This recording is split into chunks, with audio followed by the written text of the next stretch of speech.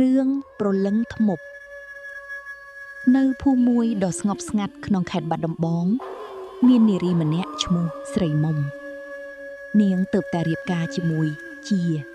ដែលជាបុរសខំប្រឹងធ្វើការម្នាក់មុនថ្ងៃរៀបការ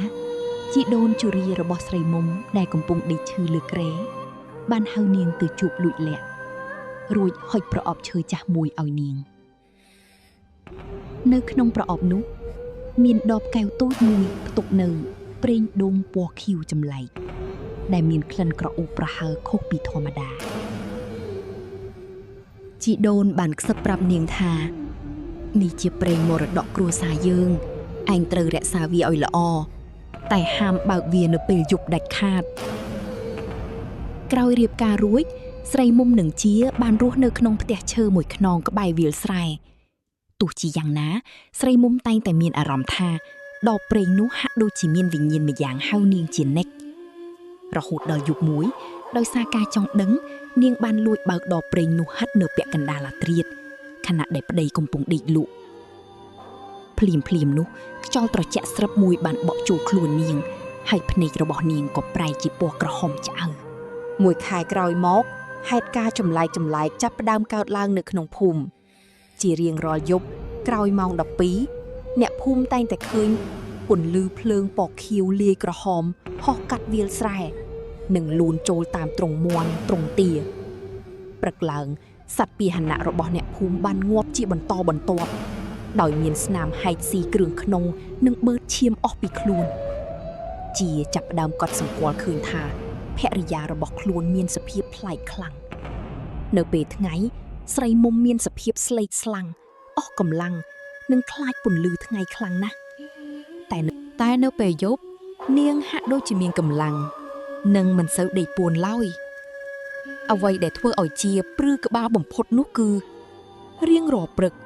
គេតែងតែធំក្លិនត្រីឆ្អាបនិងក្លិនឈាមភាយចេញពីសក់និងមាត់របស់ស្រីមុំតែពេលសួរនាងតែងតែបដិសេធថាមិនដឹងរឿងដើម្បីដឹងការពិតនៅយប់មួយជាបានធ្វើពុតជាដេកលក់យ៉ាងស្កប់ស្កល់ម៉ោង1រំលងអាធ្រាត្របរិយាកាសស្ងាត់ជ្រងំស្រាប់តែមានក្លិនឆ្អាបឈាមយ៉ាងខ្លាំងភាយពេញបន្ទប់ដេកជាបានលួចបើកភ្នែកបន្តិចមើលទៅក្នុងភាពងងឹតគេបានឃើញស្រីមុំអង្គុយនៅលើគ្រែខ្លួននាងឡើងរឹងកំព្រឹសរំពេចនោះករបស់នាងចាប់ផ្ដើមមានពន្លឺពណ៌ខៀវបន្លឺសំឡេងគ្រឿមអ្វីដែលមិនគួរឲ្យជឿបានកើតឡើងក្បាលរបស់ស្រីមុំបានដាច់ចេញពីស្មាតែម្នាក់ឯងវាបានទាញយកទាំងសរសៃកគ្រឿងក្នុងថ្លើមប្រមាត់ដែលមានពន្លឺក្រហមរោលរៀលហោះចេញពីដងខ្លួនបន្សល់ទុកតែដងខ្លួនគ្មានក្បាលដេកនៅលើគ្រែក្បាលនោះបានហោះចេញតាមបង្អួចសំដៅទៅរកទីងងឹតជាភ័យខ្លាំងណាស់សឹងតែគាំងបេះដូងស្លាប់ព្រោះភរិយាដ៏ទន់ភ្លន់របស់គេធៀបពិតគឺជាខ្មោចអាបដ៏គួរឲ្យខ្លាចព្រឹកឡើងស្រីមុំដឹងខ្លួនមកវិញដោយសភាពធម្មតាព្រោះក្បាលបានហោះមកភ្ជាប់នឹងខ្លួនវិញមុនមាន់រងាវជាមិនហ៊ានប្រាប់នាងចំទេគេបានលួចទៅជួបគ្រូមន្តអាគមម្នាក់ក្នុងភូមិគ្រូនោះបានប្រាប់ថាប្រពន្ធឯងត្រូវមរតកអាពីដូនតាហើយបើចង់ទប់ទល់យប់នេះពេលក្បាលវាហោះចេញទៅឯងត្រូវយកមេឃឈើមានបន្លាស្រួចដូចជាបន្លាជ្រៃឬបន្លាក្រូចទៅដាក់តម្រៀបពេញបង្អួចព្រោះអាបខ្លាចបន្លាតាក់គ្រឿងក្នុងខ្លាំងណាស់យប់នោះ